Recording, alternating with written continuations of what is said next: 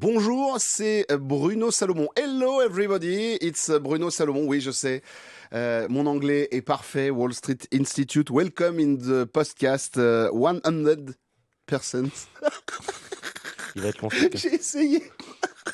C'est nul. Bon allez, bienvenue en tout cas dans 100% PSG la tribune. Je m'enflamme un petit peu, mais parce que comme on est passé à la mode américaine désormais du côté du Paris Saint-Germain, je sens bien que le PSG est au max. Là, tu sens que du côté du club, du côté des employés, de la direction, là, ils sont aux États-Unis, ils sont dans le business, ils sont à Melrose Place, ils ont le droit là, à la boutique éphémère. Il y a 80 000 personnes dans un stade en pleine banlieue de Los Angeles. Ça doit leur plaire, ça aussi.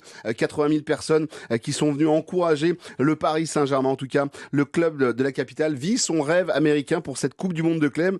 Et je ne sais pas quand le rêve, en tout cas footballistique, parce que peut-être qu'eux, ils sont dans leur rêve, mais nous, en tout cas, on vit un rêve, c'est de voir cette équipe jouer comme elle le joue actuellement. On est sur un petit nuage et tout le monde te demande, je sais pas si ça vous arrive, ça va, t'es toujours sur ton petit nuage. Et en fait, tu dis, ouais, je commence à redescendre. Et en fait, hier soir, t'as vu le match. Et là, en fait, t'es reparti sur ton petit nuage et t'es là. Hey, ciao les nazes. Et tu restes sur ton petit nuage pour un petit moment. T'as vraiment pas envie de redescendre parce que vraiment, ce PSG nous fait plaisir. En tout cas, ladies and gentlemen, c'est parti. Bienvenue dans la tribune. J'arrête l'anglais, mais on repasse au français. 100% PSG, la tribune.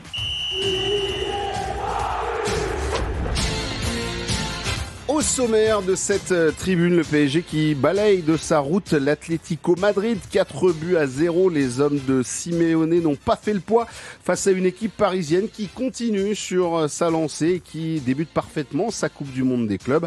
On va bien sûr débriefer cette rencontre avec le j'aime pas. On échangera ensuite autour de quelques débats, dont celui-ci. Vitinha est-il actuellement le meilleur milieu de terrain au monde? Oui, on se pose la question parce que très franchement, Viti, lui aussi, il est sur un petit nuage et il va très très vite. Favori de la Coupe du Monde des clubs, est-ce que le Paris Saint-Germain a les épaules pour tenir ce rang? Et puis on fera un point mercato bien évidemment.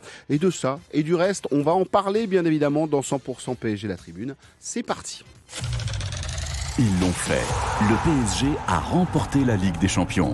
Ici Paris, Île-de-France, fier d'être la radio des supporters du PSG.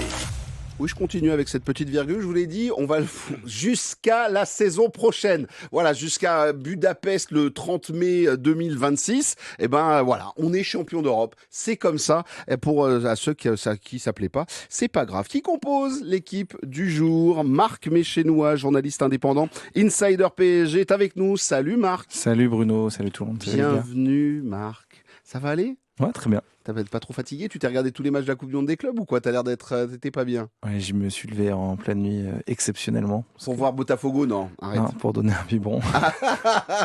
Je savais qu'on partirait là-dessus. Un revenant dans cette tribune, c'est Damien Doll, journaliste à Libération. Enfin, je devrais plutôt dire chef désormais à Chef Libération. temporaire. Chef temporaire. Ouais, mais chef c'est, temporaire du service éco et j'ai bien hâte de plus être chef. Ouais, mais quand même, t'es chef. Ça fait classe. Ouais, c'est bon, arrête. C'est bon, je te T'as rappelle que je suis de grandi. gauche, donc j'aime pas les chefs, je te rappelle.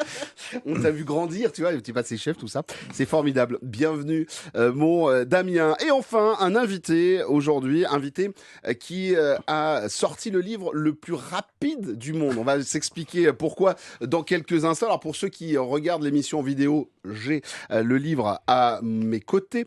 Clément Pernia est avec nous, membre émérite de la team Paris United, que l'on salue d'ailleurs, et auteur de nombreux livres. Salut Clément. Salut Bruno, moi je suis toujours sur mon petit nuage, Ouais, en tout cas on ça est fait bien, 14 là, jours. On est bien sur notre nuage. Pas du tout l'intention de redescendre, très très bien. Auteur du livre héroïque à jamais dans nos cœurs, le livre officiel qui est sorti il y a 5 jours. Il va falloir que tu nous expliques dans quelques instants aux éditions Amphora, hein, je vous le dis, vous allez pouvoir le trouver. C'est quand même livre avec grande fiche de chaque joueur. Tiens, comme par hasard, je tombe sur Gvara d'entrée. Notre Géorgien préféré, c'est des photos, bien évidemment, qui nous font revivre cette épopée du Paris Saint-Germain. Raconte-nous déjà, parce que là, très franchement, quand j'ai vu qu'un livre sortait à peine 10 jours après le sacre, c'est quand même une performance. Comment vous avez bouclé ça, là? Bon, déjà, le choix de faire un livre a été décidé après la demi-finale retour contre Arsenal. D'accord. Donc là, on s'est dit, avec l'éditeur, on s'est dit, bon, Paris est en finale de Ligue des Champions, il y a une chance sur deux qu'il la gagne. Il faut anticiper. Tu peux pas écrire à 100% d'un livre en 4 jours. Ouais, bien sûr. Ça n'existe pas. Donc là, on a démarré le travail. Et effectivement, il y avait quand même une grosse part d'incertitude sur l'issue de ce livre, qui serait sorti quoi qu'il arrive, même en cas de défaite, avec un autre angle, avec une autre mentalité, quelque part, un autre état d'esprit. Et il a fallu ajuster ça donc après la finale, avec les portraits des joueurs, comme tu l'as dit, qu'il a fallu beaucoup ajuster, mine de rien. Par exemple, un mec comme Marquinhos, son histoire avec le PSG change du tout au tout, le récit change. Donc il a fallu pas mal changer, ajuster les statistiques, etc. Et puis évidemment, raconter ce récit, raconter ces festivités du samedi, du dimanche, même du lundi. Donc ouais, c'était très très express, sachant que le livre partait le mardi matin à l'impression. Donc C'est-à-dire le 2 juin, quoi. Le 2 juin. Ah, Et pour la petite anecdote, moi j'étais de mariage familial le 31 mai. Donc ça a été vraiment, tout s'est fait en quelques heures, avec peu de sommeil, avec beaucoup d'adrénaline. Mais on a réussi à le faire. Je pense que tout est possible aujourd'hui, je peux le dire, parce que en ayant fait ça, vraiment tout est possible. moi, je tombe sur l'une des photos sur laquelle je tombe, c'est de voir Presnel Kimpembe et Marquinhos en pleurs tous les deux. Moi, ça m'émeut à chaque fois. Et c'est Ousmane Dembélé qui, dans l'équipe, dans France Football, l'a annoncé samedi. Il a expliqué que c'est l'une des images les plus fortes qu'il ait eues de cette finale, c'est de voir les deux, le Titi et notre Titi brésilien, mais voilà, notre Marquinhos, en pleurs, bras dessus, du côté de Munich pour ce titre. On va en reparler, bien évidemment, du livre, de cette... Alors toi, tu as vécu dans un mariage, comment tu l'as vécu? Juste, Ouais. je suis désolé, on se replonge 3 secondes dans la finale parce que j'ai envie d'entendre quelqu'un. Il y a une autre personne que je veux entendre aussi sur ce titre de champion d'Europe. On l'a entendu dans la tribune, mais juste au téléphone. Mais j'ai envie de l'entendre aussi, c'est Damien. Mais déjà, toi, Clément, quand tu te retrouves dans un mariage le 31 mai, t'es supporter du PSG depuis que t'es gamin, Ah, ça. et le truc est fou. Bon, c'est un truc de dingue, parce que déjà la semaine Ta d'avant... sœur, elle doit être ravie. Non, mais de la savoir semaine d'avant, j'ai été contacté par tous les médias pour raconter cette folle histoire, parce que moi, je suis abonné au parc depuis 2006. Je fais quasiment tous les déplacements en Coupe d'Europe. Et évidemment, que cette date cochée en début d'année, on s'est dit, ça va être pour cette année, c'est sûr. Et évidemment, c'est tombé pour cette année. Et donc, le mari de ma sœur est fan du PSG aussi. Donc, on était dans un bled vers Marseille. Non, mais tout est dingue dans l'histoire. On était vers Marseille, pas de réseau. On avait prévu rediffusion à 4h du matin sur écran géant. Franchement, c'était dantesque. C'était vraiment, vraiment fou. Ça a été un week-end rempli d'émotions. C'était complètement dingue. Je pense que c'est le plus beau week-end de ma vie, hein, moi, je peux le dire. Hein. En vrai, à la fois émotion familiale et émotion PSG, c'était complètement dingue. J'ai vécu pleinement de choses à ma manière. J'aurais aimé être à Munich comme vous, mais voilà, c'était mon histoire, c'était mon destin et il faut l'assumer, quoi. Et en tout cas, Clément, félicitations déjà aux jeunes mariés, hein, c'est Ouais. important. Et je salue quand même Julien Riffel et Renaud Dubois qui m'ont accompagné dans ce livre Ouais. et qui ont été extraordinaires de dévouement, de disponibilité jour et nuit, parce que c'était très très intense. Très franchement, je le sais, on est tous en train de chercher. On a pris toutes les équipes, on a le Parisien, on s'est mis de côté, on a acheté les magazines et tout. Mais ça, voilà, ce livre aussi, il est hyper important parce que ça te raconte l'aventure du Paris Saint-Germain. Ça nous rappelle. Et en fait, tu sais, c'est le livre. Tu vas peut-être pas, tu vas le relire là. Après, tu vas le poser dans la bibliothèque. Et puis, une fois tous les mois, tu te rappelleras, tu feuilletteras, tu regarderas des photos qui te rappelleront, voilà, où tu étais à ce moment-là, ce que tu as ressenti, parce que c'est vraiment ça. Il y a aussi les photos des Champs-Élysées, il y a les photos aussi du côté de... J'y étais. Du côté de l'Élysée, voilà. Excusez-moi. C'est pour Damien. Ça. Ouais, ça c'est pour Damien effectivement. Je suis déjà allé en plus. J'y suis déjà allé en plus. J'étais même avec Macron la semaine d'avant à Versailles là pour Bah, moi, ce qui est le quand même sommet de Choose France. première fois de ma vie que je suis allé voilà, à l'Élysée, c'était pour Ouais, quand même accompagner le Paris Saint-Germain. Ouais, tu me semblais un peu trop heureux d'y être. D'ailleurs, sur Instagram, j'ai vu, mais bon, j'en ai pas fait plus. Dis-moi, mon ami, je veux t'entendre sur cette victoire du Paris Saint-Germain.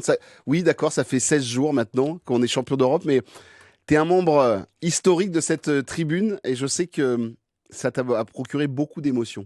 Bah ouais. Disons que moi j'ai grandi en banlieue parisienne, j'ai grandi dans le nord-est de l'Essonne, mais j'habite maintenant dans le 13e arrondissement depuis un certain nombre d'années. Là j'ai fait le chemin inverse, donc on est parti avec mes 2 fils, Marco et Léo, maillot du PSG, tous dans le RERD. Voilà, chez un ami, Tariq, que je salue, qui faisait partie des mecs qui étaient abonnés avec moi jusqu'en 2010. On a eu un petit souci de restructuration du Parc des Princes, de partie de la... On va pas revenir dessus. Voilà, de la tribune Auteuil. Et donc Et en fait, on était 15 gars, 6 ou 7 gamins. Les gamins qui regardaient leur père faire des choses qu'on leur interdit à eux généralement, et que là en fait ils voyaient en fait non seulement c'était autorisé mais même encouragé. Et puis en fait voilà le scénario du match fait que c'était déjà très alcoolisé, premièrement, parce que du coup, à chaque fois, je m'en suis ouvert une à chaque fois, quand même, à chaque but, donc ce qui fait que je laisse imaginer la fin de soirée. Je suis désolé pour les personnes qui sont sur la santé publique et qui nous écoutent. Avec modération, bien évidemment. Voilà, tout à fait. Voilà, le post 31 mai avec modération. Et voilà. Et puis après, c'est vrai que voir la banlieue parisienne, des gens klaxonnés partout, des jeunes là dans la cité dans laquelle on était, qui éclataient des pétards dans tous les sens, des cris, des personnes qui revenaient de soirée, d'autres qui partaient sur Paris et qui klaxonnaient partout. Et puis après le retour à 1h30 du matin, je sais qu'il y a eu beaucoup de débats sur les Champs-Élysées. Je peux vous jurer que l'autoroute A4 à 1h30 du matin était bien plus dangereuse que tout ce que vous avez pu imaginer sur les Champs-Élysées, parce que ça zigzaguait dans tous les sens. Des gens qui sortaient la tête de la voiture alors qu'elle roulait à 100 km/h, etc. C'était ça n'allait pas du tout. Voilà. Et sinon, évidemment, voilà, c'était c'était souvenirs à vie avec les enfants. Exactement. Puis en plus, c'est vrai que voilà, je porte ce pull aujourd'hui, qui est le dernier cadeau que m'a offert mon père avant de mourir. C'était vraiment le jour même, enfin, quelques heures avant sa mort, en fait, je lui ai envoyé la photo de ce pull qu'il m'avait offert et que j'étais parti acheter à la boutique du parc. Et c'est vrai que quand mon fils il commence à pleurer parce qu'il dit papy aurait aimé voir ça, etc. Voilà, c'est un moment moi qui restera gravé dans ma vie.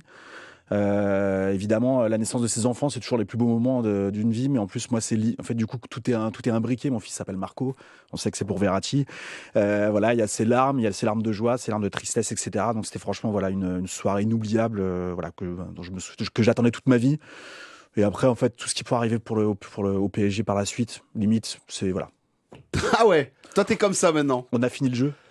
Non mais je suis apaisé, en fait. Je veux dire, je me suis posé dans le match, c'est même pas la question de la compétition, etc. C'est je me suis dit allez, on est bien, on est apaisé. Donc voilà, donc ouais, je suis évidemment que je veux d'autres choses, mais là pour l'instant je suis dans un état de lévitation totale. Ouais, c'est ça, c'est sur le petit nuage. On en parlait il y a quelques instants avec Clément et regarde mon Marc. Moi j'aime ça, j'aime entendre ça. En fait. Bah oui, c'est des vraies histoires. J'ai trouvé, ça m'a rappelé un j'aime dont j'avais envie de parler. Bah, c'est quoi ton j'aime? Bah, en fait, moi depuis 2 semaines, je suis à la recherche des vidéos de réaction des gens sur les buts du Paris Saint-Germain.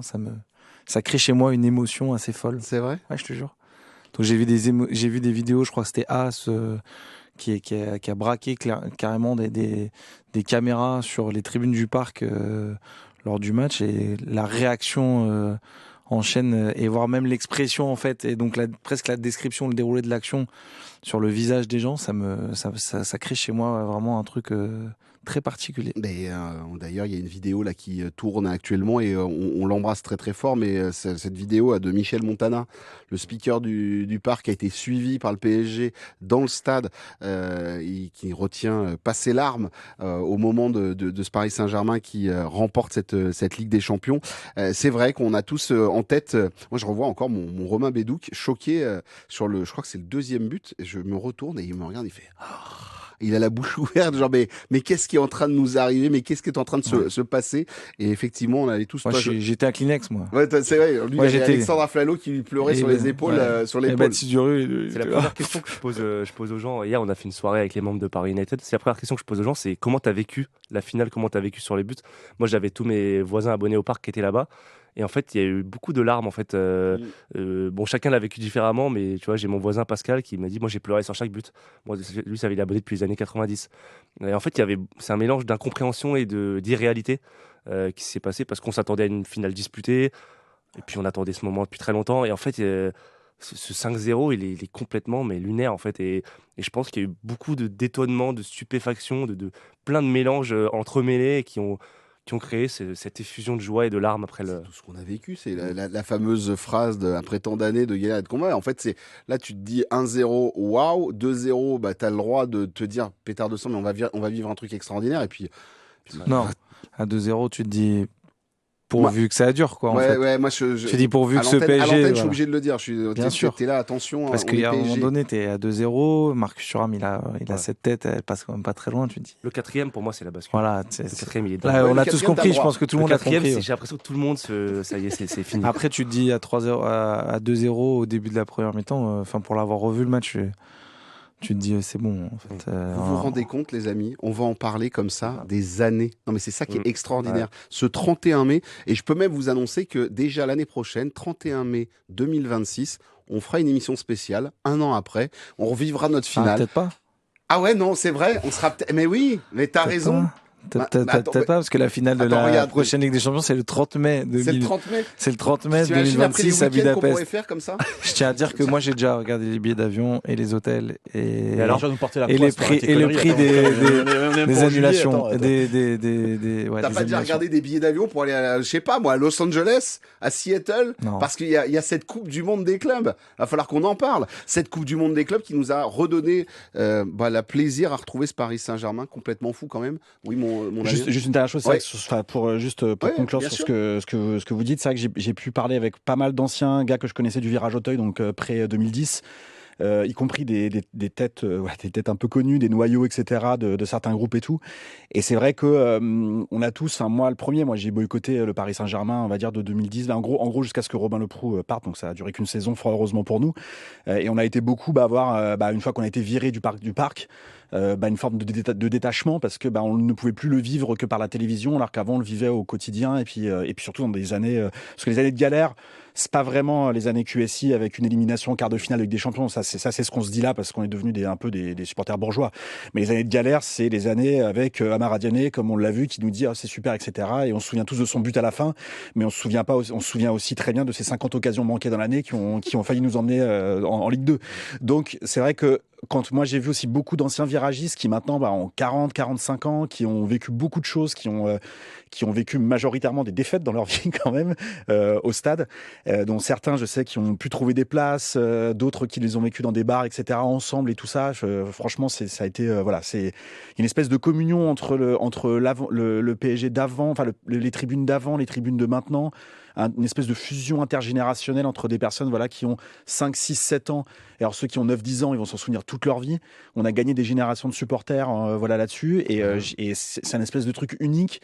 On est tous en train un peu de savourer, mais je pense que historiquement, tu parles dans un an, je pense que aussi quand on aura un an de recul, on se dira, ok, on savait que c'était historique ce qui s'était passé, mais là vraiment, depuis un an, on se rend vraiment compte, il y a eu une bascule dans l'histoire de ce club. Alors, promesse est faite, d'accord, je suis OK avec vous. Si le 30 mai 2026, on a autre chose à faire, et on fera peut-être pas l'émission du 31 mai, voilà, mais si jamais ça s'est pas bien passé et que ça s'est arrêté un petit peu plus tôt que prévu, le 31 mai, on se refera une émission, on se remettra tous autour de la table, on sortira les marshmallows et on mettra le feu de camp et on se rappellera avec Père Castor de cette finale de Ligue des Champions. Je suis content, on n'avait pas du tout prévu de partir comme ça, mais je suis content qu'on soit parti, et donc je vous rappelle le livre. Coupe du monde des clubs en ce moment. Ouais, d'abord le livre héroïque, très important, de Clément, bien évidemment, Clément Pernia qui est avec nous, qui est notre invité, et un deuxième livre qui va sortir au mois de novembre. Ça, c'est la réédition du livre Rouge et Bleu qu'on avait sorti pour les 50 ans du PSG avec Philippe Goguet de Culture PSG, qui lui aussi d'ailleurs va écrire un livre, mais ne t'inquiète pas, il n'est pas trop en concurrence parce qu'il arrive début juillet chez Marabout. Aussi sur la saison, etc. C'est un format un petit peu différent en plus. Et voilà, là c'était une réédition qu'on avait prévu de faire avant même le début de la demi-finale, et avec 32 pages en plus, etc. Et évidemment que par exemple Luis Enrique, qui ne figurait pas dans ce livre pour des raisons assez objectives. J'ai dit Luis Enrique, ça a sonné direct. C'est ça. Ou Marquinhos qu'on avait moins mis en majesté, et puis évidemment Kylian Mbappé qui était classé dans les chouchous et qui va changer de chapitre, et quelques ajustements comme ça sur dans l'ouvrage, et nous on finit l'écriture là, mais nous ça sort fin octobre début novembre pour Noël 2025. Ça sent effectivement le cadeau à mettre sous le sapin pour le livre Rouge et Bleu, la réédition. Les amis, on attaque. Oui, parce qu'on a envie d'en parler, bien évidemment. La Coupe du Monde des clubs, c'est parti. Je vous l'ai dit, stade de 80 000 places avec 90 000, pardon, le Rose Bowl de Pasadena. On s'est retrouvé avec des images de nos amis américains, lunettes de soleil, gobelets de bière, et en train de se regarder le match du Paris Saint-Germain, mais avec le maillot du PSG sur le dos. rideau. Il y avait beaucoup plus de maillots du PSG que ceux de l'Atlético Madrid. On rappelle que le Paris Saint-Germain a mis une gifle intégrale à cette équipe C'était beau de voir les visages de Simeone en train de se demander ce qui était en train de lui arriver et de son équipe sur le terrain, même déjà à 1-0, en train de se poser des questions. 4-0. On rappelle les buteurs. Fabian Ruiz. On rappelle aussi que Vitinha a marqué, que Seny Mayoulou, l'homme à la 86e. D'ailleurs, je fais un appel à Seny Mayoulou. Change de numéro, garçon. Ton numéro, c'est le 86 en fait. C'est pas un autre numéro. Mais oui, 86. Ça fait 2 fois qu'il nous met des buts à la 86e. C'est quand même assez extraordinaire. Et puis, Kanguinli sur penalty. Moi, à l'école, il m'arrivait souvent le fait que comme je marquais pas et que je jouais très mal, on venait me donner le ballon quand on menait très largement. On me disait, tiens, vas-y, tire le penalty, c'est pour toi. Ça te fera peut-être un but, on sait jamais. Ça faisait un peu comme ça du côté de Kanguinli, de la part de Vitinha. Mais c'est bien aussi de tenter de relancer le Coréen. 4-0. Le Paris Saint-Germain est bien lancé. On rappelle que dans l'autre match, Botafogo a battu Seattle dans l'autre match de la poule B. 2-1. Ils ont mené très rapidement 2-0. Et les Américains sont revenus un tout petit peu au score 2-1. Défaite donc pour les Seattle Sounders et Botafogo, et donc à égalité avec le Paris Saint-Germain. Le PSG est en tête de la poule grâce à sa différence de but. Les garçons, on attaque le j'aime pas. Marc, c'est à toi pour ton j'aime, s'il te plaît. Désolé, j'étais en train de chercher une stat. D'accord, non, pas de souci. Sur mon j'aime, qui est Nuno Mendes. D'accord. Que j'ai trouvé Nuno. autoritaire, dans le duel, dans son placement, à couper un nombre de ballons incalculable. Il y a un moment donné, il y a une séquence en deuxième période où il se fait déborder sur le côté droit après une perte de balle qui n'est pas la sienne, je crois. Et le joueur lui met une feinte de corps, il part dans la feinte, mais tout de suite il remet l'épaule, mais avec une autorité folle. Et je me suis dit, waouh, c'est dingue. Ce changement du tout au tout en 6 mois, ou même ce changement, je sais pas si on se souvient du match de Liverpool où il mange Salah et puis en fait il a 10 secondes de déconcentration et puis en fait son repli défensif est pas bon et le but vient aussi de là. C'est un garçon qui en 4 mois a passé un step phénoménal et j'espère que il va rester là et continuer à grandir parce que c'est assez impressionnant. C'est vrai qu'une nouvelle fois, il a été rayonnant, Damien, notre Nuno Mendes qui est passé dans une catégorie. Voilà. En fait, quand il arrive, je rappelle que c'est Leonardo qui l'a fait venir. Quand Leonardo le fait venir, on nous dit crack mondial, mais très bon, offensivement très bon, mais alors défensivement. Mais là, la palette a changé du tout au tout et il est monstrueux. Moi, c'est vrai que c'est un joueur que tu le sais très bien, que j'adore. Moi, j'adore généralement les joueurs portugais. On reparlera du chapeau que j'ai mangé sur Vitinha, évidemment, par la suite, et que j'assume totalement, avec grand plaisir, avec un plaisir immense. Mais c'est un joueur que j'ai adoré depuis son arrivée aussi, parce que voilà, il a ce côté spectaculaire, et c'est vrai que voilà, c'est très bien les joueurs porteurs d'eau, c'est très bien les joueurs qui sont qui alignent les statistiques, on va dire, de pas de perte de balles, etc. Mais ces prises de risque à lui, elles ont toujours été extraordinaires, et notamment, on se souvient, c'est sur le. Alors maintenant, je confonds tous les, parce que je suis en train de regarder tellement tous les images, mais c'est cette passe qu'il fait dans l'axe. Je crois que c'est contre c'est contre Arsenal, cette passe qu'il fait dans l'axe, en fait, après dans un endroit où on interdirait un arrière gauche de faire une passe, et en fait il trouve Dembélé dans l'axe, et c'est lui en fait qui lance ce but là avec et c'est vrai que alors il y a eu une transformation défensive, il a toujours quelques petites absences qu'il arrive à compenser par un physique extraordinaire et par maintenant une intelligence de jeu défensive qu'il arrive à trouver. Mais finalement, comme pour Vitinha, c'est difficile de pas mettre au crédit en fait cette forme de transformation. C'est difficile de pas la mettre à Luis Enrique. On a l'impression, tout ce qu'on se dit là, j'entends Marc sur Nuno et toi aussi. J'entends des choses sur Vitinha, j'entends des choses sur Fabian Ruiz, sur Dembélé évidemment. C'est difficile de voir ça. Désiré Doué également. Et en fait, tous ces joueurs-là qu'on dit, et Hakimi, tous ces joueurs-là qu'on disait, en fait, regardez maintenant comment ils surperforment depuis 1 an et demi, depuis 6 mois. Et c'est pas juste l'opération du Saint-Esprit, c'est pas eux qui se sont tous révélés à un même moment, tiens, et si on allait jouer un peu différemment, si on allait gommer nos défauts ici ou là. Je sais pas si c'est lui personnellement qui, dans sa préparation mentale, fait des choses absolument extraordinaires. Je sais pas si c'est dans son entraînement personnalisé ou dans le collectif qu'il met en place, où tout le monde arrive à se dire, ok, on va, en fait, c'est ça qu'il faut faire, etc. Puis après, c'est une forme d'alchimie générale. Mais pour Nuno Mendes comme pour les autres, en fait, la progression, moi, je la mets au crédit de Luis Enrique. Clément, ce qui est assez fou, c'est que sur Nuno Mendes, on va faire court là-dessus, mais sur Nuno Mendes, on se rappelle la saison, le début de saison, on est tous en train de pleurer, en train de dire mais non, mais il est en train de le mettre troisième défenseur central, il le fait jouer aussi un peu dans l'axe, il le fait rentrer.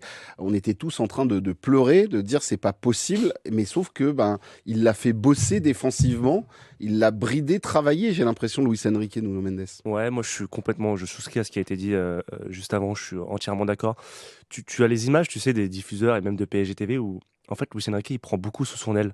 Nuno Mendes, ça se voit beaucoup à la télévision, il discute beaucoup avec lui à l'entraînement, il le prend beaucoup par l'épaule, il échange tactiquement. C'est quelque chose que fait aussi beaucoup Marquinhos, entre les mi-temps, etc. Il prend le temps, et je pense que c'est un joueur qui avait un talent immense, hein, ça a été dit, mais qui avait besoin d'être encadré, besoin d'être cadré sur plein d'aspects, notamment défensifs, parce que sa vitesse, sa capacité de percussion, il l'avait déjà. Il lui manquait peut-être un peu de rigueur, pas mal de choses, et aujourd'hui, il l'a acquis grâce à la discipline, grâce aux consignes de Luis Enrique. Et je pense que c'est pas pour rien, je crois que c'est le sélectionneur portugais qui a dit la semaine dernière, je pensais que le joueur parfait n'existait pas, mais c'est vrai que Nuno Mendes, il s'en rapproche vachement. Et en fait, ça dit beaucoup de choses. J'ai presque peur, moi, quand je le vois jouer hier, etc. J'ai peur qu'il soit en surchauffe presque, parce que il court énormément. Bon, t'as l'impression qu'il est tout le temps fatigué, mais il fait des efforts de dingue. Et en fait, je me dis, il est tellement aujourd'hui important, essentiel, et il joue tellement. On connaît son passé, ses blessures, etc. Ouais, ouais. J'ai presque envie qu'on le préserve un peu et qu'il se repose, quoi, qu'il se préserve, parce qu'il est tout le temps au taquet, quoi. Damien, tu voulais réagir? Deux choses du coup sur ce que tu viens de dire. La première chose, c'est vrai que mais vous en avez déjà parlé, mais c'est vrai que on va dire la gestion physique de Luis Enrique sur cette saison, elle est absolument remarquable. Je pense que ça va être un modèle pour beaucoup de clubs où ils vont se dire bon, comment est-ce qu'il a fait pour arriver avec des joueurs qui justement font des efforts, sont parmi les équipes qui font le plus d'efforts en Europe et qui arrivent avec une forme de fraîcheur en finale, et qui même là hier en fait par rapport à la finale, l'horaire du match, les entraînements qui n'ont pas été tous dingos parce qu'on les a plus vus, c'est vrai, en balade aux États-Unis en train de fêter les choses que à l'entraînement, et en vrai absolument personne ne leur en veut de quoi que ce soit, et en fait c'est vrai que Nuno Mendes, moi j'ai même plus peur des blessures. En fait je me dis que comme pour Dembélé, en fait c'est-à-dire Dembélé est le serial blessé, et en fait Luis Enrique arrive à faire la gestion des muscles. Je sais pas ce qui se passe dans la préparation physique et médicale, mais c'est juste extraordinaire. Et l'autre chose, c'est que les postes de latéraux, ça fait au moins 6-8 ans qu'on dit qu'il y a une pénurie qui commençait à arriver, une pénurie qui est là de très bons latéraux. Soit ils sont bons offensivement, mais défensivement vraiment très médiocres, ou alors ils sont juste bons défensivement et offensivement ils apportent pas trop.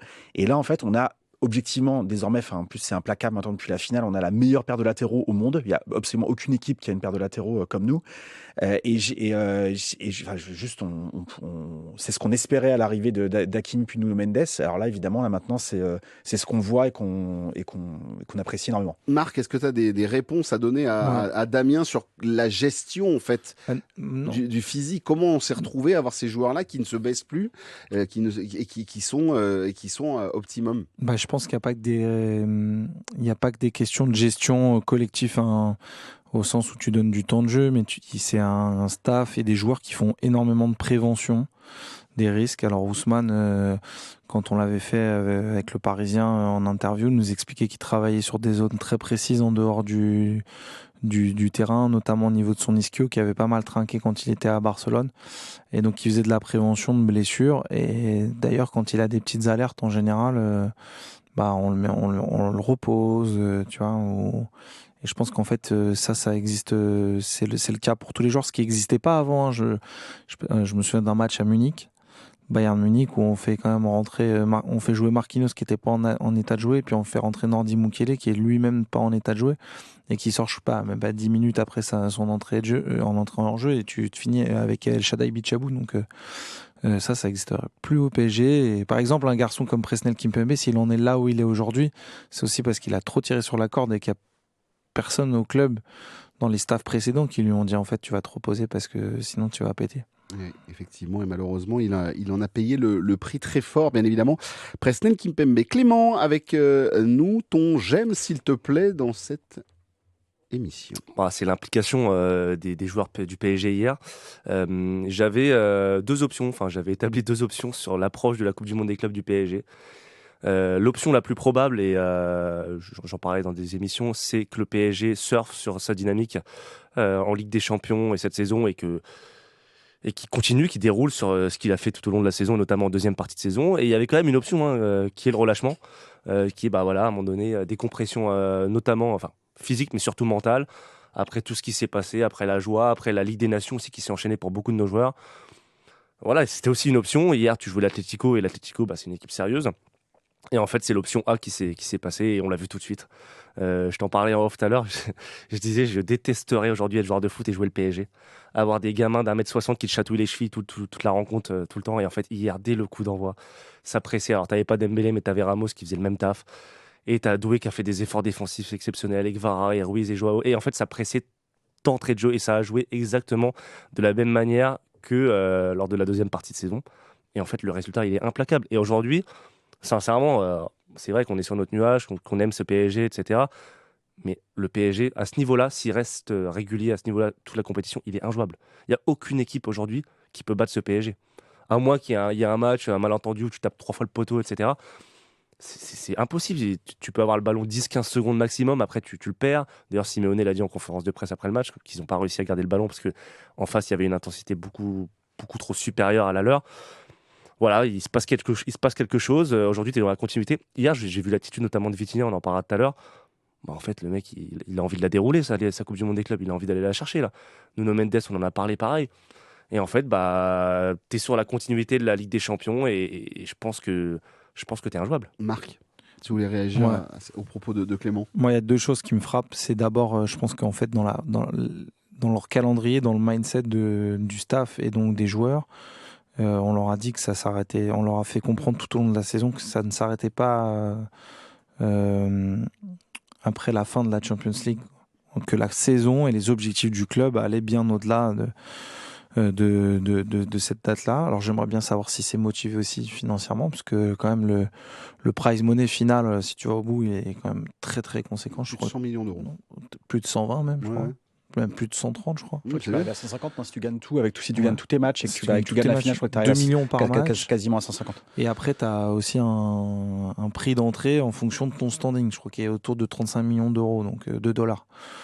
Donc voilà, il y a ça. Et la deuxième chose qui me frappe, c'est que c'est là où tu vois que le recrutement, il est bon.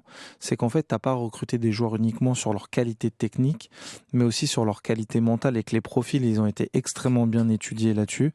Je peux prendre un exemple. Joao Neves, on sait qu'en fait, il est entre 11,5 et 13 km par match. Mais tu sais, on te dit dès le départ que c'est un gamin qui a une mentale. Pour ceux qui ont bossé un peu le sujet, moi j'en faisais partie, j'ai pas mal appelé Luis Castro, qui est le nouvel entraîneur du FC Nantes, qui a été son entraîneur en réserve.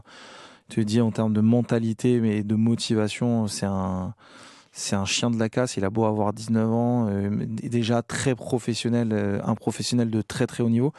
Et quand tu vois la densité physique de Kvara, de Nuno Mendes, de Hakimi, de Fabian Ruiz quand même, quand tu joues dans cette équipe, tu peux pas trop te cacher ou dire que tu vas moins en faire que les autres, tu es obligé. Bon, sauf quand tu as un numéro 7 dans le dos et que voilà, tu plantes 40 buts par saison, mais c'est plus le game de cette équipe. Xavi Alonso a annoncé à ses attaquants dans l'une de ses premières, il y avait la presse, semble-t-il, qui était là, c'était l'entraînement un peu ouvert au public, et il a annoncé à ses attaquants que fallait pas autant courir que les défenseurs, mais il va falloir s'y mettre un petit peu. Franchement, j'ai vraiment hâte. Ah oui, moi aussi, j'ai vraiment hâte. Parce qu'en vrai, si ça marche, c'est le meilleur joueur. Il y aura peut-être une lune de miel pendant quelques semaines, mais j'y crois pas non plus. Ouais, moi j'ai hâte de voir, parce que si Kylian Mbappé se met à faire ça, c'est le meilleur joueur du monde, mais sans... Il le fera jamais. Ouais. On verra. On va pas c'est pas ça, c'est que moi, en début de saison, on m'a annoncé que Dembélé allait mettre 40 buts ou 30 buts, et puis on s'est tous dit c'est pas possible. Ouais, c'est pas... Puis voilà, on va voir. À la fin, il va peut-être être ballon d'or. L'attitude, effectivement, ce côté injouable, c'est quand même extraordinaire. Le ressenti de voir cette équipe qui... Il n'y a plus rien qui tremble. Et puis les adversaires. Le premier but de Fabian Ruiz, tu vois la tête des adversaires, ils sont livides à se demander mais comment on y retourne, comment on va faire. C'est vrai qu'on a eu, sous l'ère QSI, on a eu quand même plusieurs fois des équipes de Paris qui, sur plusieurs mois, semblaient injouables. L'équipe d'Ibra sur la dernière saison, on se disait cette équipe est absolument injouable. Et puis la Ligue des Champions arrivait, puis en fait on se rendait compte qu'il manquait quelque chose. On ne sait pas si c'était mentalement, tactiquement. Alors, on sait quand il y a eu le match contre City que Laurent Blanc avait fait une sorte de sorcier maléfique sur la tactique. Mais ça, voilà. Et puis pareil il y a un moment donné où il y a deux périodes où de la séquence Neymar-Mbappé où pareil Paris semblait absolument intouchable, injouable, etc. Et puis après blessure de Neymar, etc. Enfin un peu tout ce qu'on se dit qui n'arrive pas là, en fait, était arrivé et ça brisait un peu cette sensation qu'on avait. Là, cette fois-ci, justement, c'est que non seulement déjà, il y a la victoire, il y a eu la victoire au bout, la victoire qu'on cherchait tous, donc ça change un petit peu, je pense, on se dit même plus, oui, non, mais Paris personne ne dit là, Paris, en fait, va baisser de pied, etc. Alors qu'on sait tous que c'est possible. Mais on ne se le dit même pas parce que on voit cette équipe, en fait, non seulement marcher sur l'eau, avoir eu les titres et avoir gommé absolument toutes les imperfections qu'on a pu lister pendant plus de 10 ans. Et c'est vrai que, voilà, comme ça a été dit, franchement, je me dis, tu rencontres le Paris Saint-Germain aujourd'hui, t'es pas bien. Alors je sais pas comment ils vont être dans Botafogo, mais ils vont être contents. Ça va être sûrement un match, un petit peu un match cool. Enfin, genre ça va être la fête, quoi. Je te l'annonce, grosse ambiance déjà avec les fans de Botafogo qui te mettent. T'as l'impression d'être au Brésil. Franchement, ça va être dantesque. Rien que ça va être assez génial. Hector va les motiver. Ouais, c'est ça. Je fais confiance à John. De 50 € par match, tu vas voir, ça va pas les emmener bien loin cette affaire. Et des coupons, des coupons réduits dans un centre. Voilà, et puis des réductions pour les parkings à Lyon, tu vois. Mais bon, bref. Mais juste pour dire, cette sensation, c'est vrai qu'elle est, qu'elle est incroyable et que, dès le début du match, en fait, on la sent comme on l'a senti dès le début du match face à l'Inter. Oui, Marc, tu m'as fait signe. Ouais. Moi, il y a un truc que je vois en fait depuis plusieurs matchs où je me dis en fait ce PSG est dominant, écrasant, mais j'ai l'impression qu'en fait ils ont encore une telle marge de progression. Parce que par exemple hier en fait, je sais pas si on se souvient du deuxième but de Vitinha, mais ça part quand même d'une séquence où Pacho se rate un peu sur une sortie de balle et en fait il perd un peu un ballon bêtement. Et derrière il y a le but, mais en fait tu peux peut-être l'encaisser ce but et je pense que des fois, tu te grises un peu, et il y a des occasions que tu pourrais éviter le jour où Paris ils vont commencer à gommer ça. Mais alors là, à ne plus laisser d'opportunités en face à leurs adversaires, ça va être injouable. Parce que hier, en fait, Griezmann, il a l'occasion de revenir à un partout. Et ils ont une occasion sur l'autre, il a une occasion à 2-1 quand même, à 2-0. Donc, je pense que le Norvégien sous 37 degrés, c'est pas la meilleure idée. Comme nous l'a dit. Comment il s'appelle, Erling Haaland, il a posté une photo sur les réseaux sociaux, il a fait Norvégien à LA égale Sunburn. Voilà. C'est ça, mais ils sont pas bien. Coup de soleil, voilà. Coup de soleil, effectivement. Avec toi, Damien, ton j'aime, s'il te plaît. Kovacs, l'arbitre, évidemment. C'est très bon. C'est un peu notre doudou désormais. On l'aime. Alors, en fait, il faut dire. En fait, on rappelle juste un truc. Arbitre à Liverpool pour la séance de tir au but. Arbitre de la finale, arbitre de cette rencontre. Seul match qu'on perd cette saison, c'était Munich à Munich 1-0 en phase de poule. Voilà, on l'a eu 4 fois cette saison. Exactement. Avec une expulsion injuste pour Dembélé, d'ailleurs. Donc en fait, l'idée que Kovacs nous avantagerait en fait parce qu'il aime Paris, enfin peut-être j'imagine qu'il aime la ville comme nous tous, mais je veux dire en tout cas c'est pas genre des faveurs qu'il ferait à ce club particulièrement. En fait, ça fait tellement mais du bien aussi dans tout ce qu'on se dit d'être arbitré normalement. Alors après on va me dire oui mais hier il y a quand même eu des choses, par exemple Nuno Mendes. En fait Nuno Mendes, on en parlait juste avant ça quand même le premier coup, la première petite faute qui est faite c'est par le joueur de l'Atlético. On rappelle, en fait ils sont côte à côte et d'abord le joueur de l'Atlético, Simeone, mais son coude pas du tout violent, c'est pas du tout un geste violent quoi que ce soit, mais il y a faute. Et ensuite derrière il y a une grosse faute de Nuno Mendes et normalement moi même à l'antenne j'ai dit carton rouge. Je voyais le truc mais gros comme une maison. Et là en fait ce qui se passe c'est que pour moi donc du coup il n'y a pas faute, ou s'il y a faute c'est la faute du joueur de l'Atlético. On tombe contre le Real il y a 2 ans. L'arbitre siffle la faute, siffle le carton rouge. La faute du joueur adverse, la faute du madrilène, est pas suffisamment caractérisé pour, à mon sens, annuler le carton rouge, parce qu'on se dirait c'est dans le duel, etc. Donc en fait, ce match commence, je crois que c'était 1-0, c'était 1-0 Non, même pas. C'était à 0-0. 0-0. Voilà. Donc en fait, on commence avec 1-0 à 10, on commence à 1-0 à 10, et puis le match où même si c'était 1-0, je veux dire, en tout cas, on se retrouve à 10 et le truc est terminé. Et en fait, il y a eu plein d'occasions comme ça. Le but annulé, je suis désolé, en fait, on se mange exactement la même chose justement lors d'un PSG Real Madrid en 2018 avec c'est 2018. Voilà, c'est ça, d'Idrissa Gueye, on marque par la suite, et une faute qui était moins scandaleuse que celle qui a été faite sur Doué hier. Et en fait, toutes ces petites choses-là, pareil, sur la main, oui, en fait, il y a penalty, il y a rien à dire. Donc en fait, toutes les occasions, je voyais les Madrilènes qui n'en pouvaient plus, les cartons jaunes qui ont été mis aux Madrilènes, etc. En fait, ils sont absolument. Moi, j'aimerais bien qu'on me dise quelles erreurs il a faites, y compris et pareil face à l'Inter. Et voilà, et en fait, du coup, on est arbitré normalement. Et je pense que Kovacs, s'il avait été disponible un soir de mars 2017, l'histoire du Paris Saint-Germain n'aurait pas été exactement la même. Et si Aïtekin avait eu autre chose à faire ce jour-là, voilà, ça n'aurait pas été exactement la même, l'histoire du Paris Saint-Germain dans sa globalité. Si monsieur Aïtekin avait pu... Tant mieux que ça ait lieu, en fait. Ah mais moi je pense pas autant kiffé. Tu sais quoi, je pense que le parcours qu'on s'est fracassé là pendant des années, et en plus le Final Four perdu, ça c'est très très bien, très franchement, heureusement qu'on l'a perdu, parce que là, moi j'aurais vendu 100 000 choses pour avoir ce qu'on a vécu là, ce 5-0, le 31 mai, tout le tralala face à l'Inter, même si on a un peu... On y reviendra toujours. Hein. Non, t'es pas tout à fait d'accord. Non mais absolument jamais. Heureusement qu'on a vécu, on prononce même pas le mot espagnol à la con là, le 6-1 contre Barcelone. On a tous été terrorisés pendant des années, on a tous souffert. C'est pour ça qu'il y a eu des larmes. C'est pour ça qu'il y a eu des larmes à Munich. À 3-0, on est beaucoup, et j'en fais partie, on exulte sur le but, mais à se dire directement, c'est pas fini. Alors qu'en fait, 3-0 en finale Ligue des Champions, absolument personne se dit c'est pas fini, tout le monde fête. Et en vrai, c'est vraiment le 4-0, limite on calcule, on se dit attends, est-ce qu'ils peuvent vraiment mettre 4 buts, voilà. Mais ça, mais le 4-0, tu vois, faut voilà. Et c'est à cause de ça.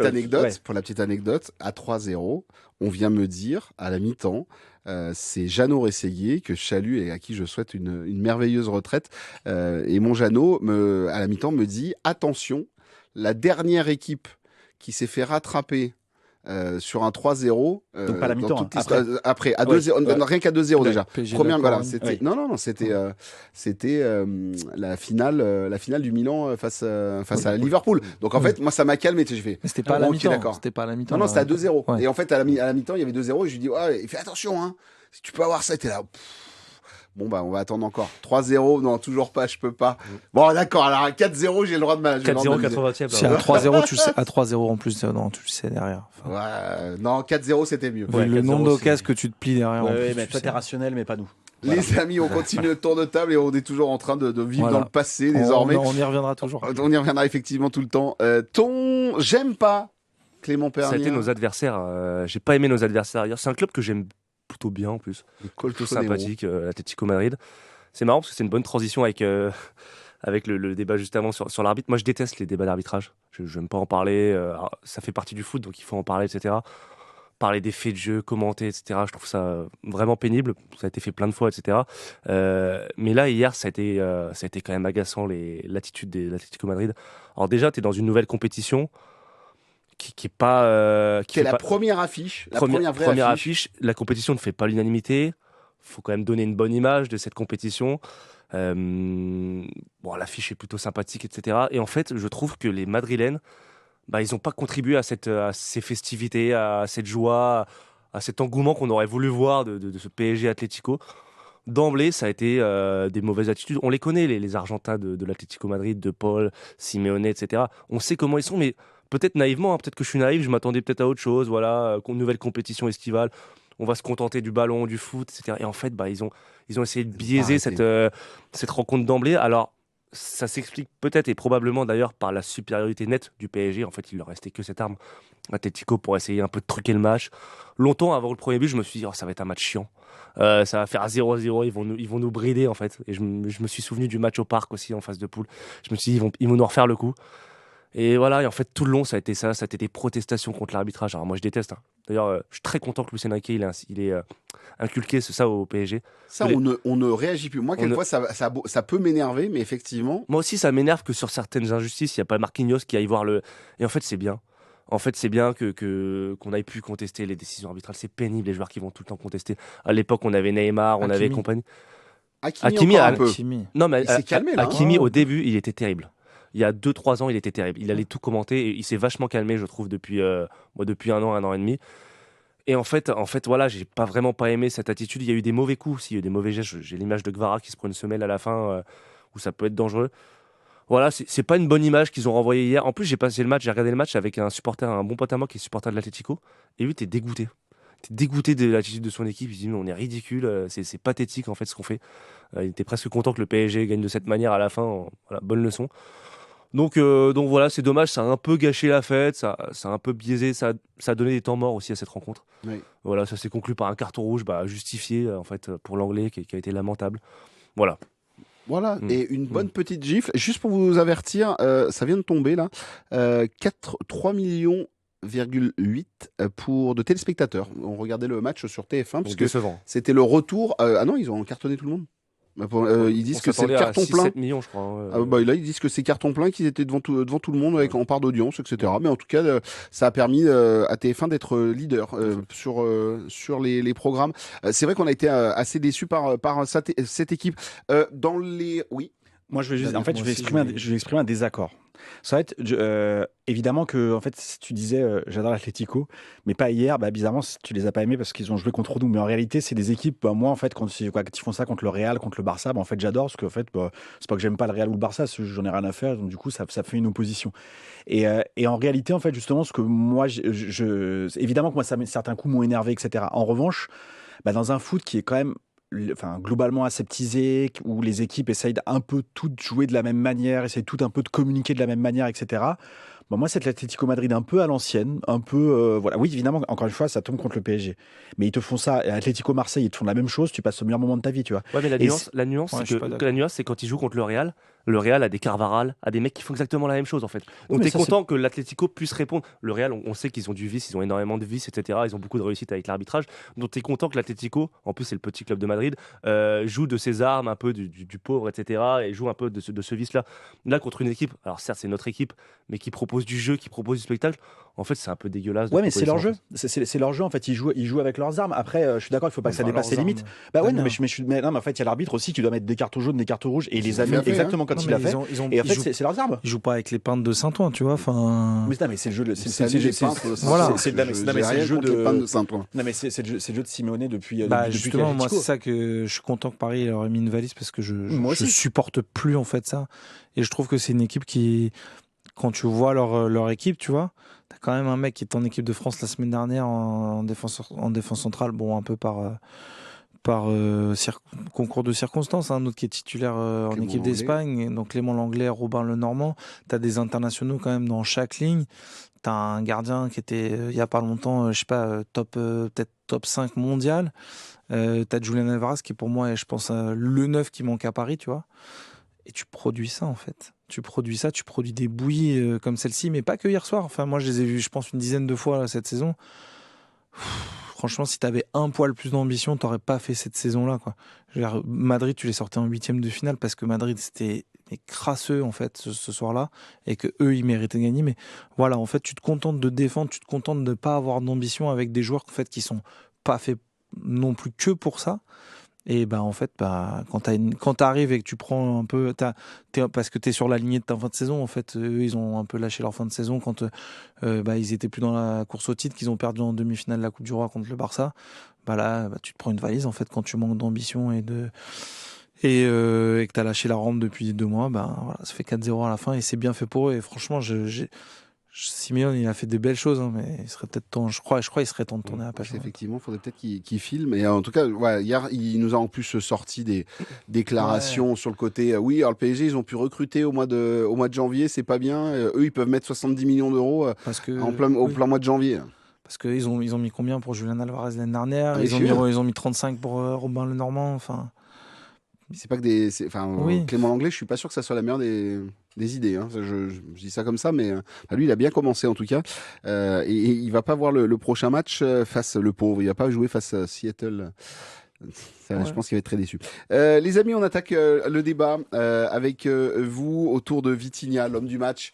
Alors ça tombe bien de faire ce débat ce jour-là. C'était pas prévu au départ, mais bien évidemment, vous l'avez entendu tout à l'heure, Damien Doll, le président du fan club de Marco Verratti, et il y a de moins en moins de monde dans ce fan club, mais voilà, il y a toujours le président. Et c'est bien, tu es fidèle.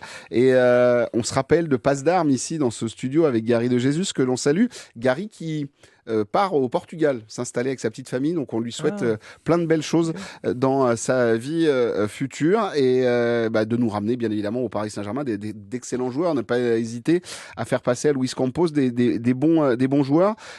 C'est bien de t'avoir. C'est bien aussi d'avoir l'un des membres du fan club de Vitinha dans ce studio. C'est Clément.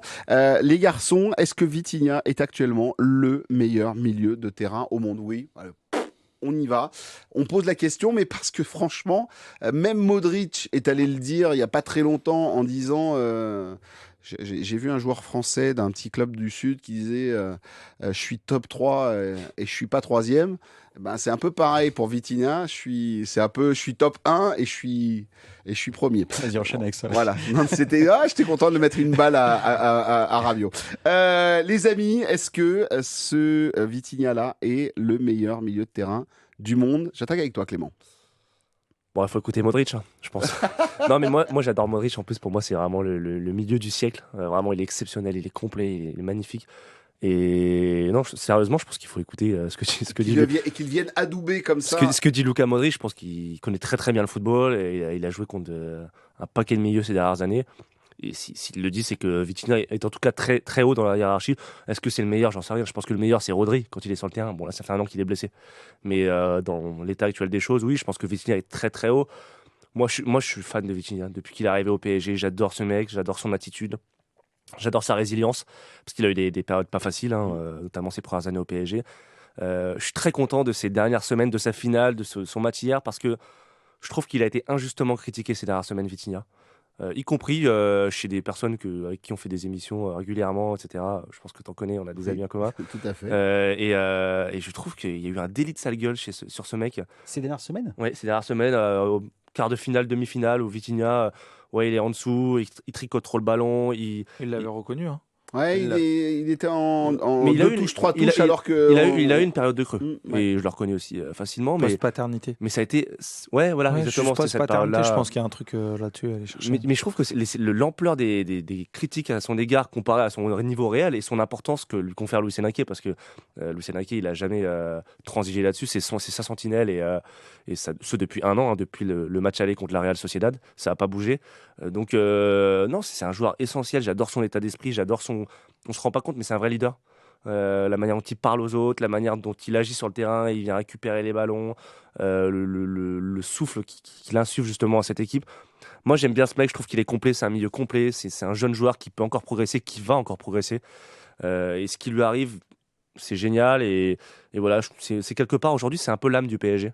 Aux côtés d'autres joueurs, hein, c'est pas le seul, mais je trouve qu'il incarne un peu ce PSG et je suis très content de ce qui lui arrive. Est-ce qu'il est l'âme du Paris Saint-Germain, Vitinha, Non. Marc Méchenois? Non.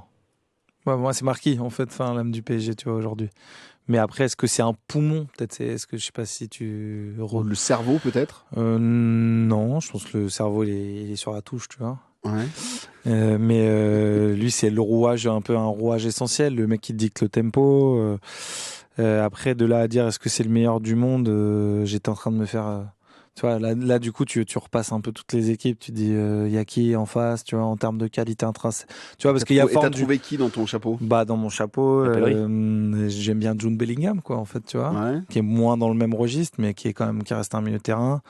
J'aime beaucoup Nicolo Barella, en fait. Ouais, Voilà. mais le garçon qu'on a mis dans notre poche, Ouais, là, mais c'est un super joueur, en fait. Ça reste un super bonhomme, joueur. là, face à Pacho, là, J'aime bien Dominique Szoboszlai aussi à Liverpool. Ouais, mais là, actuellement. Actuellement, oui. Mais actuellement, ces c'est joueurs-là vrai, sont pas- ouais. Actuellement, Marc, Non, je suis d'accord. viens vers nous. Je suis d'accord. Rapproche-toi. Mais moi, j'aime bien avoir des, Oui, t'as tu le vois, spectre. Sauf des que là, spectres un peu actuellement, globaux. vainqueur de la Ligue nuancés. des Champions, Non, mais la Ligue voilà, des Nations dans sa poche. Je pense qu'il est il sera dans le top 5 du Ballon d'Or. Ah ouais. Ouais, donc tu réponds à la question. Voilà. Le mec il commence par ouais, mais je pense. Non, mais non, mais sur la. Il y en a 20 autres qui sont meilleurs que lui. Non, mais En revanche, il sera pas. Non, mais parce qu'on juge sur une période qui est celle de la saison. Sur la saison, ouais, il sera certainement le meilleur milieu de terrain du monde, sans débat. Après, dans la durée, est-ce qu'il s'inscrira sur les 6, 7, 8 prochaines années comme le meilleur milieu de terrain du monde? Franchement, je le souhaite. Moi, Et je le souhaite au PSG. Ce qui est sûr, c'est que quand tu vois ce garçon, tu te dis, il bougera jamais. Il va rester à la maison et il va grandir encore parce que ce que disait Clément, il y a encore. Il en a encore sous le capot. Ouais, carrément. Damien. Non, mais c'est vrai que tu citais Pedri. Finalement, on peut se dire peut-être que Pedri intrinsèquement est supérieur à Vitinha. Je parle vraiment intrinsèquement. Tu citais aussi Barella, c'est très intéressant parce que quand Vitinha arrive, moi, le joueur que je rêvais de voir arriver au Paris Saint-Germain, moi, je rêvais d'avoir une association Barella-Verratti à cette époque-là. Et sauf qu'en fait, il y a eu Barella, Vitinha sur un match. Et en réalité, en fait, on voit justement l'importance de mettre tel joueur dans telle équipe à tel moment avec tel coach. Et comment, en fait, je pense que Vitinha sous Luis Enrique, je ne sais pas si c'est le meilleur milieu de terrain au monde parce que comparer des 6, des 8 et des 10, c'est très compliqué. Voilà, et puis en fonction de l'effectif, etc. En revanche, c'est à mon sens le milieu de terrain le plus complet au monde actuellement. Ouais. Avec Pedri peut-être, je pense que c'est la bataille, elle se situe là. Et c'est vrai que le Vitinha. En fait, moi, tous les reproches que je faisais à Vitinha, qui étaient en gros de pas prendre suffisamment de risques, que ce soit balle au pied ou que ce soit par des passes. Et c'est vrai qu'à un moment donné, on parlait justement de ce creux dans le milieu de saison, c'est qu'on voyait le retour en fait du Vitinha qui faisait beaucoup de passes latérales ou derrière. Ça se voyait statistiquement, c'était incroyable en fait où il avait eu une régression à ce niveau-là en termes de progression, de faire progresser la balle par ses passes. Et puis en fait, ce qu'il a fait, par exemple, ce qui se passe sur la finale avec le but de Désiré Doué, où c'est lui en fait qui récupère la balle au milieu de terrain, qui fait cet échange avec Dembélé et qui porte la balle sur 30 mètres en finale de Ligue des Champions dans une passe décisive. Et ben en fait, ça, si tu veux, c'est un truc que moi, celui qui me dit que sur la première saison de Vitinha, il disait, vous allez voir, il va faire 100 finales de Ligue des Champions, et puis en plus, vous allez voir, il est tranquille en plus, hein, genre au calme. Et c'est un menteur, ou alors il s'appelle Gary de Jesus. Mais voilà, il n'y a que deux options possibles. Et juste, tu vois, on parlait de Vitinha, et c'est vrai que moi, par exemple, je me suis gouré sur Vitinha. Franchement, je le reconnais. J'ai même un t-shirt qui le démontre d'ailleurs, qui a été imprimé par notre ami Gary, voilà, qui explique que j'ai. Voilà, mais par exemple sur Dembélé, on a vu aussi beaucoup de gens se tromper sur Dembélé. Quand Dembélé est annoncé au Paris Saint-Germain, il fallait voir ce qu'on entendait, mais c'est une régression. On passe de Neymar à lui. Il va tout le temps être blessé. Il n'a pas la mentalité. Des choses il n'a pas la mentalité pour évoluer dans un club de haut niveau. Et en fait, là, Luis Enrique nous dit que c'est sa mentalité qui fait qu'il devrait avoir le Ballon d'Or. Et donc il y a eu toute une série de changements pour conclure là-dessus. Vitinha en fait sous Luis Enrique. En fait, Vitinha, tu le mets dans une autre équipe, est-ce qu'il a le même rendement? C'est la question que je me pose. Dans quelle équipe? Voilà. Mais en revanche, Vitinha sous Luis Enrique, il y a peu de joueurs. Encore une fois, mis à part Pedri, quel joueur arriverait et pourrait dire je pourrais prendre la place de Vitinha? En tout cas, ce qui est sûr, c'est que le Real Madrid, à chaque fois, ça revient. Ils en rêvent. Les médias annoncent quelquefois, des trucs un peu nébuleux, mais ils se rêvent d'un jour que Vitinha débarque. Il a prolongé jusqu'à quand? 2030 ou 2029, un truc comme ça. Ouais, donc, voilà. Bon, voilà. ciao. Et merci. Allez, ciao. S'il nous fait une Verratti, parce que ça s'appelle faire une Verratti. Si tu fais une Verratti, tous les ans, tu peux prolonger. Tu sais, c'était sa spéciale. Marco Verratti, sur les 8 années qu'il a passé au Paris Saint-Germain, il prolongeait tous les ans. On va le faire tous les 2 ans. Je pense. Ils peuvent le faire tranquillement. Tu voulais réagir sur les propos de Damien? On disait que c'était le meilleur milieu de terrain du monde et qu'il était dans le top 5 Ballon d'Or. Je rappelle quand même que la saison dernière, c'est le seul Parisien à être dans le classement du Ballon d'Or. Il est 27e. Et ça situe déjà qu'en fait, c'était le meilleur Parisien de la saison dernière. Donc ça situe que le mec, en gros, était déjà au top l'année dernière. Et il a encore eu un step de progression phénoménal qui s'inscrit dans un élan collectif aussi. Mais je vois alors, vas-y, je vais mouiller. Oui, c'est le meilleur milieu de terrain du monde actuellement. Voilà, tu es venu tranquillement, sûrement. Ouais, t'es le garçon qui a besoin de se mouiller un peu la nuque, tranquille, avant de mettre le pied dans l'eau pour te jeter. Non, mais Il y en a C'est vrai que c'est pas évident. Clément. Damien l'a dit, c'est pas évident de comparer les 8, les 10. Tu vois, tu l'as comparé à Pedri, mais en fait, il joue pas du tout au même poste. Pedri est plus haut. Vitinha est vraiment en sentinelle Bellingham, maintenant. pareil.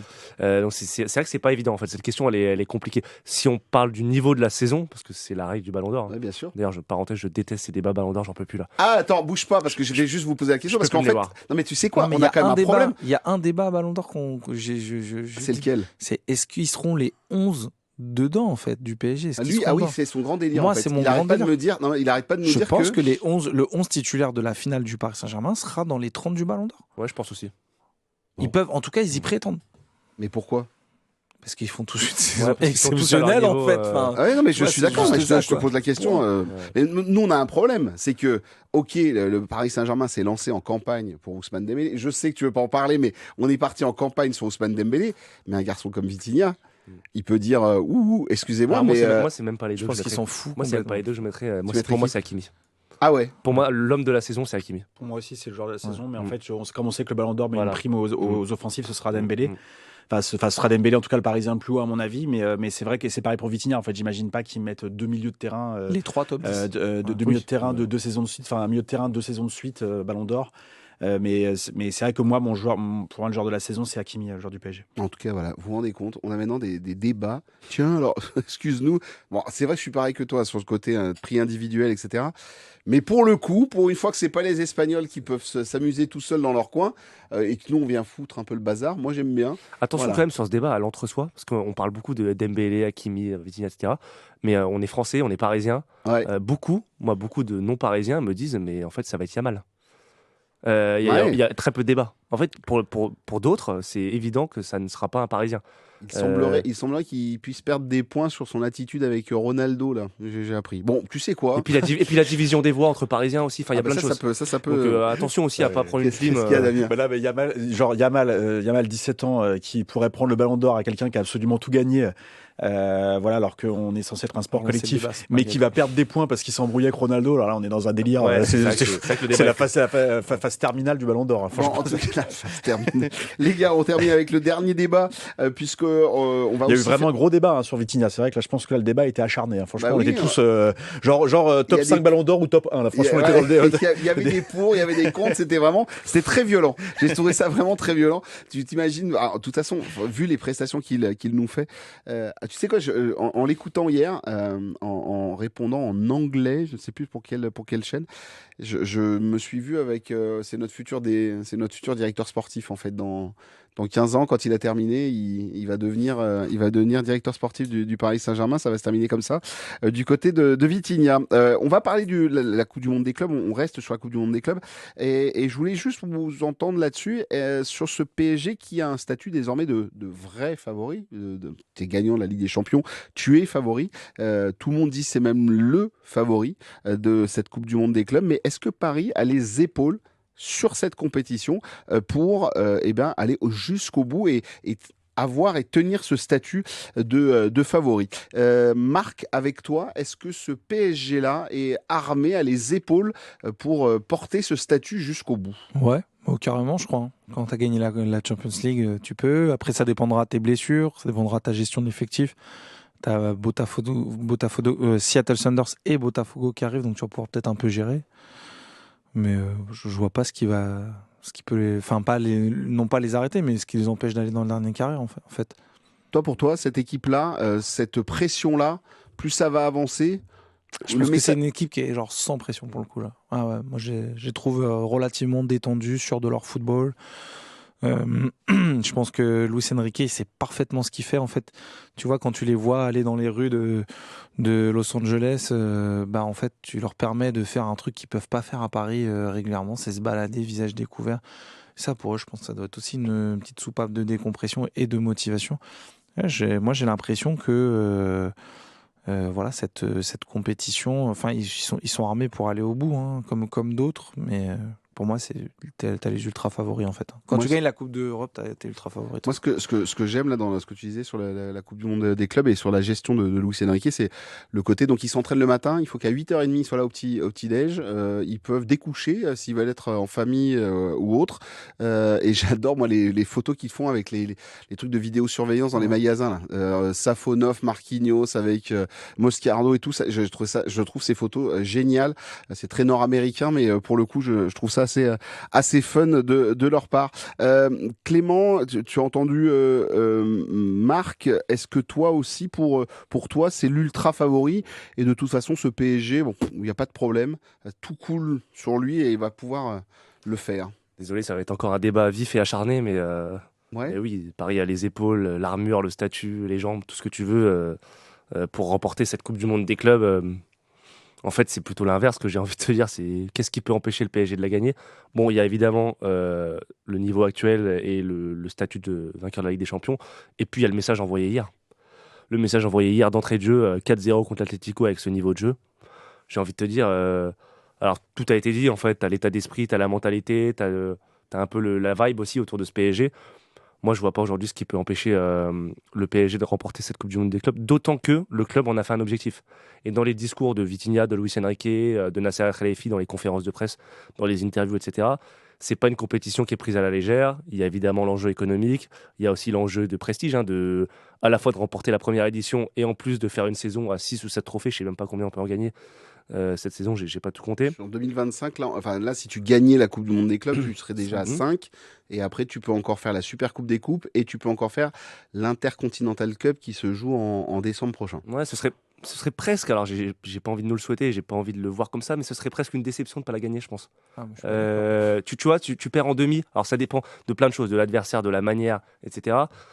Quand tu vois aujourd'hui le niveau de jeu, quand tu vois que c'est une belle aventure finalement américaine, c'est la première édition comme j'ai dit et tout, ça va pas être une désillusion terrible. On va pas faire des émissions en pleurant, mais tu te dis ce serait presque dommage compte tenu de ton niveau de pas aller la chercher, tu vois. En sachant qu'on peut croiser le Real du Kicks sur des trucs comme les demi-finales, si je ne me trompe pas. Est-ce que toi aussi tu pars dans le débat acharné ou est-ce que tu as envie de ferrailler un petit peu mon Damien? Absolument pas. Absolument. Merci beaucoup. Merci d'être venu dans cette émission. Je ferai même plus sur Vitinha, donc autant dire que c'est ma défaite absolue. Donc du coup, je la T'as reconnais. rendu les armes. Et avec grand plaisir. avec un verre à la main, je la prends cette défaite. Champagne. Mais non, comme le dit Marc, je pense il parlait des blessures. Je pense que c'est vraiment la gestion physique. Là, on les a vus hier. Il y avait quand même des joueurs qui semblaient marquer le coup aussi. Alors, on ne sait pas si c'était la chaleur et l'horaire du match, etc., qui faisait. Mais c'est vrai qu'on a vu quand même des joueurs les mains sur les genoux assez tôt dans le match pour une équipe qui était aussi forte physiquement face à l'Inter. Voilà, il y a quand même quelque chose qui va se jouer là. Si la gestion et en plus, mais je dis ça, mais alors qu'il nous manquait quand même et Barcola et Dembélé. Donc c'est-à-dire que déjà en plus pour ta rotation c'est un peu différent et il te manque quand même ton leader technique et un joueur excellent comme Barcola. Donc tu te dis en fait à la fois voilà, va falloir gérer cette gestion physique et s'il la gère bien, après bon sur un match contre le Real, contre le Bayern, on va pas se dire c'est sûr qu'on va gagner. Enfin faut aussi être sérieux. En revanche, vu le niveau de jeu de Paris, s'ils arrivent encore à faire cette gestion physique sur la compétition, oui, en tout cas, tout peut arriver, mais je vois pas quelque chose de rationnel qui me dit non, on ne peut pas. Voilà. Il y a un petit truc, c'est juste que les matchs, t'as un match, quoi. Ça, à chaque fois, ça sera un match couperé après la. Bon, on se dit, voilà, Paris en 8e, franchement, il n'y a pas trop de doute, je crois, là-dessus. Il faut le savoir, avant le début de la poule, le PSG avait 97% de chances de se qualifier au vu du niveau, etc. Donc là, tu as tapé l'équipe la plus forte, normalement. Tu les as éclatés contre le mur. Donc, bien des opérations, tu te retrouves avec un Paris Saint-Germain qui, normalement, a son ticket. Avec après, ça va gérer les 2 prochains matchs. Je pense que ça va se gérer, tu vois, en termes de rotation d'effectifs, de rythme, parce que tu sais que tu dois accélérer un peu plus tard. De reprise aussi, par exemple pour un Barcola, je pense que ça peut être pas mal. Mais voilà, juste le seul truc qui peut un peu te déstabiliser, qui peut être un peu différent, c'est le côté, c'est des matchs coup près. Et voilà, Paris, ils ont perdu des matchs dans leur campagne de Champions, notamment à Aston Villa. Tu vois. Par contre, juste une chose, là on les voit, là on voit ce Paris Saint-Germain très bien, qui va beaucoup donner encore une fois et peut-être aller au bout de cette compétition. Clément, le seul truc, c'est que dans quel état on va retrouver cette équipe pour le début de saison, ça va être une catastrophe. Je rappelle qu'il y a 3 semaines incompressibles, les joueurs doivent partir en 21 vacances. jours. 21 jours, ça sera obligatoire. Et la Super Coupe d'Europe est le 13 août. Voilà, le 13 août. Donc reprendras tu le 7. reprendrais le 4 août, c'est ça? Autour du 7, 7 août. je crois. Hein. Ouais. Ouais, Si donc- tu t'arrêtes le 13, ça fait 21 jours. Non, mais donc- ça va être très compliqué. Après, je pense que je suppose, je suis pas expert, mais Ouais, c'est ça, t'as raison. dans la 3e semaine de vacances, il y aura des programmes individuels de reprise Pendant athlétique. toutes les vacances. Pendant toutes les vacances, Ouais. voilà, je pense aussi. Alors, ça pose une autre question, hein. La décompression mentale des joueurs, la vraie pause. On a eu le débat toute la saison avec l'enchaînement et la multiplicité des matchs. C'est vrai qu'à un moment donné, en fait, les joueurs préfèrent jouer que s'entraîner. Jouer, par exemple, 2 matchs par semaine, ça ne Ouais. pose pas de souci. C'est ce Par que contre, disent souvent les ce entraîneurs. qu'ils ont besoin, c'est une vraie pause, notamment l'été, pour décompresser, penser à autre chose, souffler et ne pas faire du sport ou faire du foot ou faire du footing même pendant leurs vacances. C'est ça en fait qui pose C'est problème. impossible. Et, Mais et c'est là, impossible. déjà c'est compliqué. Et en plus là, ça va vraiment être encore plus compliqué compte tenu des échéances du mois d'août du PSG. Enfin, ça n'arrive dans aucun club qu'un joueur coupe complètement. Enfin, s'il il coupe complètement, ça veut dire que ça se voit au test de reprise. Et au test de reprise, les staffs médicaux ils disent ouais, il n'a pas respecté les.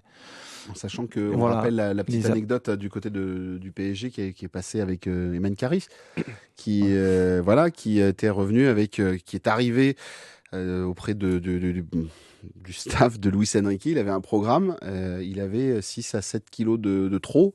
Le garçon, allez, t'es gentil, tu Ouais. dégages, t'as pas respecté Il y ce qu'on avait t'a d'autres donné. problématiques aussi pour ce garçon. Et... En tout cas, ça s'est mal Ah, terminé. ouais, mais en fait, qui va, je crois pas très très bien. J'ai déjà dit ici. Donc D'accord. voilà, à qui je souhaite le meilleur. En vrai. Ah non, Pour la je dis suite, pas ouais. Voilà, mais sauf que quand t'as un coach qui t'attend, ce que je voulais dire par là, c'était Ouais. le coach qui t'attend. Les amis, juste pour terminer, puisqu'on va terminer dans 2 petites minutes, on fait notre fameux point désormais, c'est le El Punto del Mercato Lol. de notre Marc Méchénois. Ouais. Marc, on en est où pour le Paris Saint-Germain? Tu nous as fait un point la dernière fois sur Carlos Soler, tu nous as parlé aussi de Randal Kolo Muani. Là, on va revenir sur notre dossier ukrainien, Ouais. notre défenseur central, il n'est pas encore arrivé. Je là, vois tous les grands insiders, influenceurs qui nous annoncent, c'est bon, le joueur s'est mis d'accord avec le Oui. club pour un contrat de 5 ans jusqu'en 2030. Non, le joueur veut venir, le club le veut, ça c'est une On rappelle son certitude. nom, Il s'appelle Ilyas Zabarny, c'est ça. défenseur central droitier. Pour le moment, il n'y a pas eu, depuis les premiers échanges et la première offre du PSG qui était autour de 55 bonus compris, il n'y a pas eu de.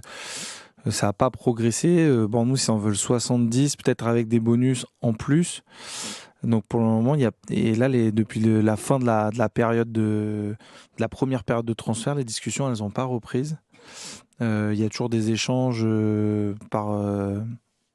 via les représentants du joueur, mais voilà, les discussions elles n'ont pas reprise. Elles pourraient reprendre très prochainement parce qu'en fait il y a une autre fenêtre qui permet une fenêtre de 6 jours entre le 27 juin et le 3 juillet qui permet d'enregistrer des joueurs pour venir renforcer un effectif dans la Coupe du Monde des clubs. Donc le Paris Saint-Germain, en gros, a la possibilité de recruter Ilyas Zabarny et de l'intégrer à son effectif pour arriver à partir des 8e de finale. Ça sert à rien, moi, de le mettre dans un nouvel effectif ou de le mettre au frais, parce que vu ce qu'on est ça en peut train de être se aussi dire, un là, moyen de t'adapter, de découvrir, Moi, je suis d'accord avec ça. de découvrir Je pense qu'il met tes nouveaux coéquipiers dans une compétition, dans un moment aussi de très haut niveau, parce que tu vas peut-être rencontrer du Real Madrid, du Bayern, ou je ne sais quelle équipe de très haut niveau, donc et de voir comment ce groupe fonctionne et de t'imprégner parfaitement de la culture de la gagne ou de l'état d'esprit qui habite cet effectif et ce club dans cette période. En tout cas, on suivra et on est en train de le suivre. Mais c'est vrai que ça veut s'affoler un petit peu autour de ce dossier. Mais finalement, tu sens que ça mord pas des masses et que pour l'instant, le PSG travaille tranquillement dans son coin. En tout cas, ce qui est sûr, c'est que Luis Campos, il est à LA lui aussi. Il en profite. Tout le monde est si vous cherchez quelqu'un en Paris Saint-Germain, il faut aller à Los Angeles, ou sinon, faut appeler un peu en décalé. Voilà, si jamais tu as un coup de fil à passer, c'est plutôt en décalé. Les amis, il est temps de se dire au revoir.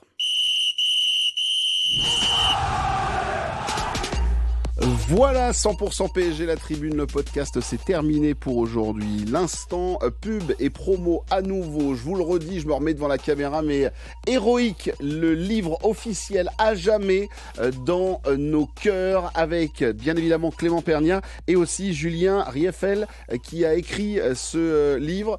Franchement, voilà, il vous le faut pour se le mettre tranquillement dans la bibliothèque et voilà, le compulser le soir, là, en hiver, quand il fera froid un petit peu, que vous aurez besoin de vous réchauffer le cœur, de revoir des photos, des images. Tu vois, là, j'ai mon Bradley Barcola qui est dans des filets, ou encore Achraf Hakimi en train de montrer le blason et l'écusson du Paris Saint-Germain. Merci Clément d'être venu. Et donc, Héroïque aux éditions Amphora. Merci à Damien Dole d'être revenu. Câlin tout plein à Damien Dole, et tu reviens bien évidemment quand tu veux. Et Marc Méchénois, idem, tu reviens quand tu veux, cher ami. Prochaine émission, c'est la semaine prochaine, c'est mardi prochain, si je ne me trompe pas. On se retrouve pour faire un petit débrief. On aura peut-être passé même toute la compétition, toute la phase de poule, donc ce sera l'occasion de faire le premier bilan. Merci à Léana qui a réalisé ce podcast. Bien sûr, vous n'hésitez pas à mettre des petites étoiles, des notifications et des réactions